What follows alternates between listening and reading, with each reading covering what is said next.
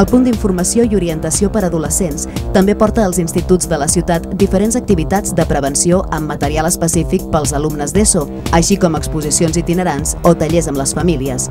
A banda, s'organitzen altres iniciatives, com ara la representació de l'obra de teatre No em ratllis, de la companyia Teatre Acció.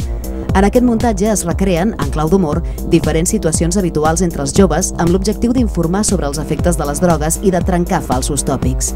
Tens informació i això, però moltes vegades són llegendes urbanes i és mentida, i llavors aquí també ens ha explicat les veritats i el que és fals, perquè hi ha coses que les creus però no són veritat. De tenir informació no tenim.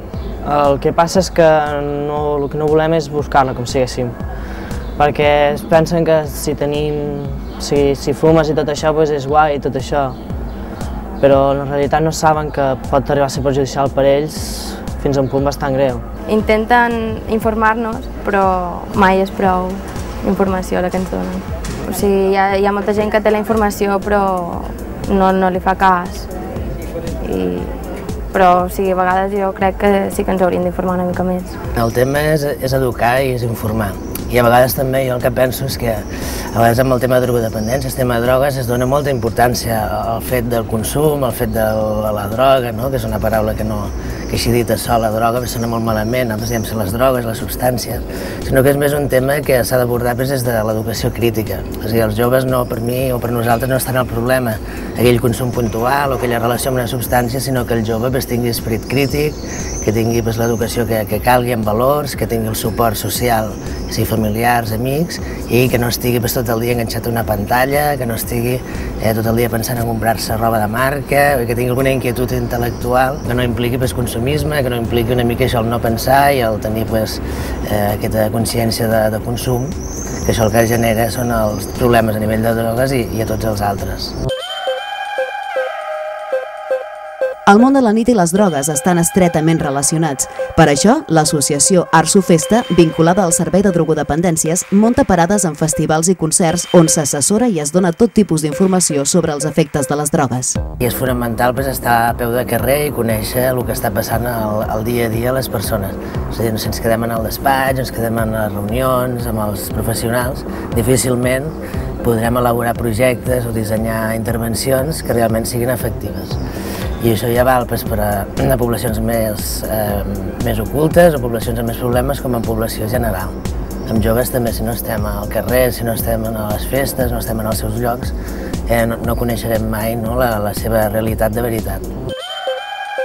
Home, jo per mi una de les coses que ha significat en aquest món és poder conèixer a través de la meva feina a les persones que realment tenen problemes i que realment estan com no m'agrada dir aquesta paraula, com marginades de la societat i que això ha passat per una sèrie de coses, no només pel consum de drogues, sinó pel que deia per una certa desestructuració.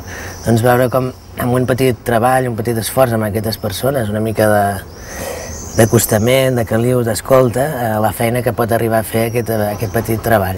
Això és impressionant i a vegades ens pensem que hi ha certs programes o certes intervencions que no serveixen per res, que al contrari, que el que feu és ajudar aquestes persones, que al cap i a la fi és el discurs estigmatitzador i inclús criminalitzador que se'ls hi fa.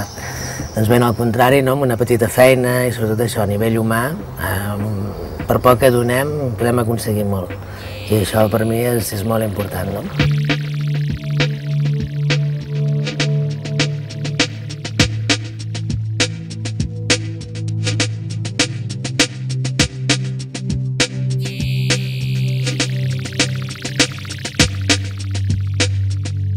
Dr. Burroughs describes some of the major ones and their effects.